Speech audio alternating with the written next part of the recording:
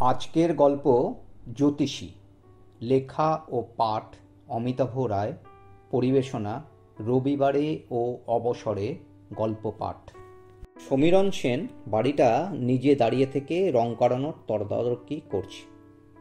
দাদুর শেষ জীবনের তৈরি করা বাড়ি, মানে 60 বছর তো হয়েই গেল। ওর যখন 30 বছর বয়স, 1 মাসের ব্যবধানে বাবা মা দুজনকেই হারিয়েছে। তখন অবশ্য করোনার কারণে অনেক পরিবার এরকম প্রিয়জনদের হারিয়েছে। এখন তো প্রায় 6 বছর কেটে গেল, মানে বয়স এখন 36-এর কোঠায়।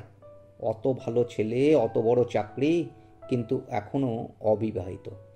সব বাবা মা ওর মতন পাত্র পেলে নিজেদের ভাগ্যকে নিয়ে গর্ব করতে পারেন, কিন্তু ওর মতন মৃতভাষী ছেলেকে সরাসরি কিছু বলাও যায় না। আবার এ চত্বরে না আছে ওর কোনো বন্ধু, না আছে কোনো আত্মীয়। বাবাও ডাকসাইটে উকিল ছিলেন, আর মা ছিলেন কলেজের প্রফেসর। সুতরাং তাদের সাথেও কারো মাখামাখি সম্পর্ক ছিল না। কাজেই এতদিন বাদে মেরামত করে সুন্দর করে রং করানোর আয়োজনেই সবাই দুয়ে দুয়ে 4 দেখতে পেল। নিজেদের ভাগ্যকে দুষল। জ্যোতিষীকে হস্তরেখার কুষ্টি দেখিয়ে যারা জেনেছিল এ বছরের কয়েকটা মাসের মধ্যে মেয়ের বিয়ের প্রবল যোগ আছে, তারা ধরেই নিল সবচেয়ে সুপাত্রটি হাতছাড়া হয়ে গেল। করোনার সময় যে যাওয়ার বন্ধের শুরু হয়েছিল, সমীরণ সেই অফিসে আবার যাওয়া শুরু করেছে। তারপর বাবা মায়ের মৃত্যুর পর গৃহী সন্ন্যাসীর ভাবমূর্তি নিয়ে ফেলেছিল। ওর কর্মদক্ষতা প্রশ্নাতীত। কাজেই সময়ের নিয়মাবলী প্রায় নিজেই ঠিক করে নেয়। সবাই বিদেশে গিয়ে চাকরি করে ডলার কামাতে চায়, সেখানে সমীরণ 12 তো না যাওয়ার কথা জানিয়ে দিয়েছে। আসলে ঊর্ধ্বতন কর্তৃপক্ষ ওকে একটু তোয়াজ করতে চায় আর কি। তবে ইদানিং শরীরটা আগের মতন মজবুত নেই, এটা তো ভেঙে পড়ার বয়স নয়। তাই সকালে উঠে অফিসে গিয়ে আবার জিম, সাঁতার শুরু করেছে। তারপর কাজে বসে, আর গুচ্ছের মিটিং সেরে লাঞ্চ খেয়েই বাড়ি ফেরে। বাড়ির কাজের মাসিকে ছাড়িয়ে দেয়নি, বরং উল্টে মাইনে অনেক বাড়িয়ে দিয়েছে।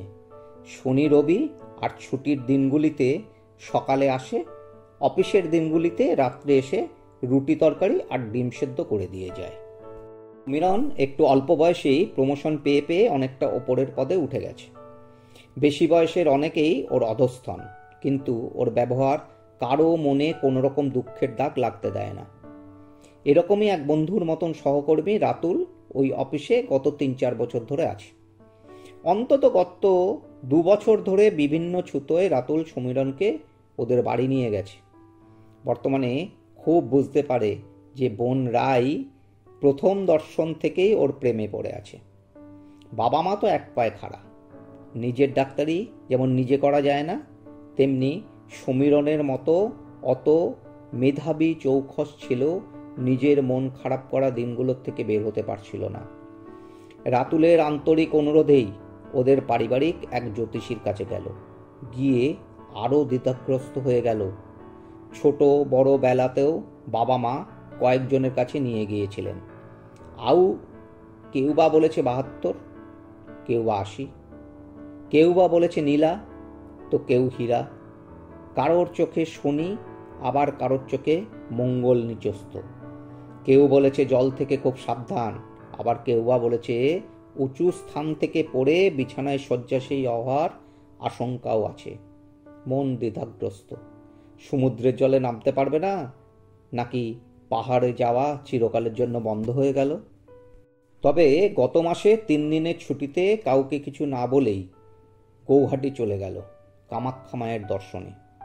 একবার মনে হয়েছিল এত জ্যোতিষীর কাছে যাওয়া, মন্দির দেখার ইচ্ছে, সকাল সন্ধে মায়ের গুছিয়ে রেখে যাওয়া ঠাকুর ঘরে জল দেওয়া বা প্রদীপ ধূপ জ্বালানো, এগুলো কি আধ্যাত্মিক লাইনে যাওয়ার ইঙ্গিত, বা নিজে মানসিকভাবে দুর্বল হয়ে যাচ্ছে? যাই হোক, ওখানে গিয়ে হোটেল থেকে একটু দূরে নবগ্রহ মন্দিরের খোঁজ পেল এবং সন্ধ্যায় আরতি দেখতে গেল। আর গিয়ে দেখতে পেল যে জ্যোতিষীদের কাছে এতদিন দৌড়েছে তাদের মধ্যে একজন ওখানে এক গুরুর কাছে শিক্ষা নিচ্ছে। পরনে চেম্বারে বসার সময় যে গেরুয়া বসন থাকে, বা গলায় যে অনেকগুলো রুদ্রাক্ষের মালা থাকে তা নেই। সমীরণ পরদিন সকালবেলা ওখানে আবার হাজির। ওই গুরুর কাছে সমস্ত কিছু বলে অনেক অনুরোধ করে নিজের ভবিষ্যৎ জানতে চান। গুরু মন্দিরের দরজা খুলে ওখানে বসে মনঃসংযোগ করতে বলেন, আর বলেন সব জ্যোতিষী গলায় নিয়ে ঘুরলেও ওর ক্ষেত্রে কোনো লাভ বা ক্ষতি হবে না। অসহায় মানুষের পাশে দাঁড়ানোর মন যার আছে সে সরাসরি ভগবানের সন্তান, তার মৃত্যু হবে না, সে সবার মাঝে বেঁচে থাকবে চিরদিন। অফিসে কাজের বাইরেও বিশেষ ছুটির দিনে মাঝে মাঝেই অতিরিক্ত কার্যক্রমে অংশ নেয়। একবার এক অনাথ আশ্রমে একটা বাচ্চার মেধার ছটায় প্রচণ্ড আকৃষ্ট হয়ে পড়ে, কিন্তু ওখানে আলাদাভাবে কিছু সাহায্য করা নিয়ম বিরুদ্ধ। তাই পরে ওখানকার প্রধানের সাথে কথা বলে একটা বাচ্চার দায়িত্ব নিয়েছে। নাম দিয়েছে সমর সেন। ওকে আশ্রম কর্তৃপক্ষই কালিম্পংয়ে ভর্তি করে দিয়েছে। সমর জেনেছে এক ভগবানই তার দেখভালের দায়িত্ব নিয়েছে। সমীরণ ভেবেছে একজনের মনের মাপকাঠিতে ভগবান হওয়ার দরজা পাওয়া কতই না সহজ। সমীরণ প্রায় প্রতি মাসে একবার কালিম্পংয়ে যাই। আজ কাজের মাসিকে কামাখ্যা মন্দিরের প্রসাদ আর ওখান থেকে কিনে আনা আসাম সিল্কের একটা শাড়ি দিতে দিতে নবগ্রহ মন্দিরের ঠাকুরমশাইয়ের গল্পটা বলল। মাসিও কথায় কথায় নিজের মেয়ের ঘরে নাতনির কথা বলল। মেয়েটা অসাধারণ রেজাল্ট করার পরও রিক্সা চালক বাবা ওর পড়াশোনা বন্ধ করে দিতে বাধ্য হয়েছে। অনেক নেতা সমাজসেবীরা আশ্বাস দিয়েছে, কিন্তু কোনো অগ্রগতি হয়নি। সমীরণ তক্ষুনি মাসিকে নিয়ে ওদের বাড়ি গেল। সঙ্গে নিয়ে যাওয়া ল্যাপটপের সাহায্যে অনলাইনে ভর্তি করে দিল। সামনের মাস থেকে ক্লাস। পরদিন ওর নামে ব্যাংকে অ্যাকাউন্ট খুলে দিয়ে তাতে 1 লাখ টাকা জমা দেয়। পরিবারের সবার শুভেচ্ছা আর চোখে আড়ানোর দৃষ্টিতে মনে হলো পাহাড়ে ওঠা বা জলে নামার আর কোনো ভয় নেই, কারণ অন্যদের শুভেচ্ছা আর শুভকামনা চলার পথকে আরও মসৃণ করবে। যে সিগারেট, মদ বা অন্য কোনো নেশায় জড়ায়নি সে আজ ভীষণ এক স্বর্গীয় নেশাদায় মেতে উঠল। পরদিন রবিবার সকালে উঠে গাড়ি নিয়ে রাতুলের বাড়ি গেল। এই প্রথম স্বেচ্ছায় ওদের বাড়িতে এসেছে দেখে ওরা অভিভূত। তখন ওদের চা পর্ব চলছে। রায় তাড়াতাড়ি ঘরে গিয়ে একটা গাউন চাপিয়ে ফিরে এসে টি টেবিলেই বসল। দুর্গাপুজোর বিজয়ার পরদিন বলে রাতুলের বাবা মাকে প্রণাম করল। কামাখ্যা মায়ের প্রসাদ দিল, আর দিল রায় আর তার মায়ের জন্য আনা আসাম সিল্কের 2টো শাড়ি। চা শেষ করতে করতে সমীরণ উঠতে চাইল, কারণ ওদিকে মাসির আসার সময় হয়ে যাচ্ছে। এবার সবাই দুপুরে খেয়ে যাওয়ার জন্য এক প্রকার জোরজার করতে লাগলো। মাসিকে একটা ছোট্ট ফোন কিনে দিয়েছিল, সেই নাম্বারেই ফোন করে কাজে আসতে বারণ করে দিল। এবার সবাই সমীরণের কাপড়ের পছন্দের তারিফ করা শুরু করলো। তারপর 3 জনে চোখের ইশারায় ওখান থেকে উঠে রান্নাঘরের দিকে গেল, কিন্তু এদিকে নজরটাই ছিল। সমীরণ সাবলীল ঢঙে নবগ্রহ মন্দিরের গল্প রায়কে বলছিল। এই প্রথম বোধহয় দুজনের মধ্যে এত কথা হচ্ছে। রায় আবেগ ভরা দৃষ্টিতে তাকিয়েই আছে।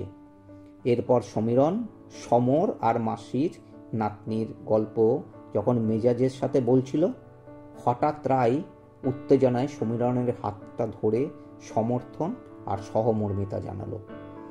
সমীরণের চোখটা তখন আবেগমথিত।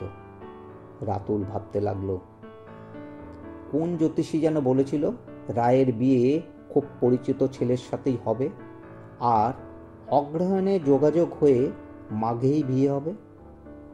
রাতুল মনে মনে অনেক আশায় জ্যোতিষীর মুখে ফুলচন্দন ফেলতে লাগলো।